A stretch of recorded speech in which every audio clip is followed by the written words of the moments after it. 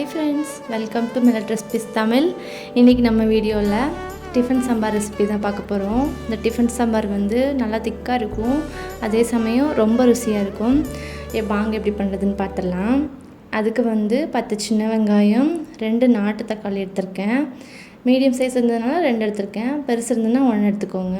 மஞ்சள் பூசணிக்காய் எடுத்திருக்கேன். அப்புறம் கேரட் 1 கேரட், 1 கத்திரிக்காய் இதெல்லாம் எடுத்து நல்லா வாஷ் பண்ணிவிட்டு வந்துடணும்.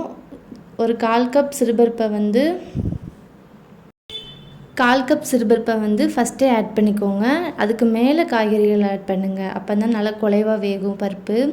இந்த மாதிரி ஒரு 4 விசில் விட்டு எடுத்துட்டிங்கன்னா, ஒரு 1/2 லிட்டர் அளவு தண்ணி சேர்த்துட்டு 4 விசில் மட்டும் விட்டு எடுத்துக்கோங்க. எடுத்துகிட்டு குக்கரை ஆன் பண்ண முன்னாடியே நம்ம மசாலாஸ்லாம் சேர்த்துடணும். 1 டேபிள் ஸ்பூன் வத்தல் பொடி, 1 டேபிள் ஸ்பூன் சாம்பார் தூள், 1/2 டேபிள் ஸ்பூன் மட்டும் மல்லித்தூள் ஆட் பண்ணிக்கோங்க. தேவையான அளவு உப்பு சேர்த்துக்கோங்க. நான் இந்த அளவுக்கு 1 டேபிள் ஸ்பூன் அளவு உப்பு சேர்த்துருக்கேன். சேர்த்துட்டு நல்லா மிக்ஸ் பண்ணி விட்டுருங்க. நீங்கள் அடுப்பில் கொதிக்கும்போது மசாலாஸ் ஆட் பண்ணும்போது கட்டி கட்டியாக ஆயிரும். அதனால ஆன் பண்ண முன்னாடி சேர்த்துட்டு அதுக்கப்புறமா ஸ்டவ் ஆன் பண்ணுங்கள்.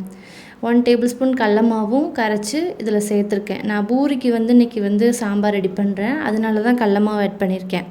நீங்கள் இட்லி, தோசை, பொங்கலுக்கு இந்த சாம்பார் சர்வ் பண்ண போகிறீங்கன்னா கடல மாவு மட்டும் ஸ்கிப் பண்ணிக்கோங்க. பூரிக்கு செய்கிறீங்கன்னா மட்டும்தான் கடல மாவு சேர்த்துக்கணும் டிஃபன் சாம்பாரில், அப்போ தான் நல்லா ருசியாக இருக்கும்.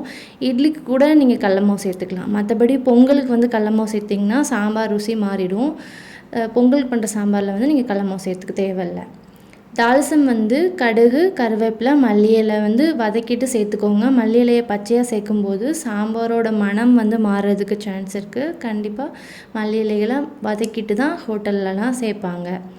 அதுக்கப்புறமா ஒரு 1 பிஞ்ச் மட்டும் காயப்பொடி போட்டு நல்லா தால்சம் பண்ணி கொதிக்கிற சாம்பாரில் தால்சம் போட்டு இறக்கிட்டிங்கன்னா நல்ல மணமாக சுவையாக சாம்பார் ரெடி ஆயிருங்க.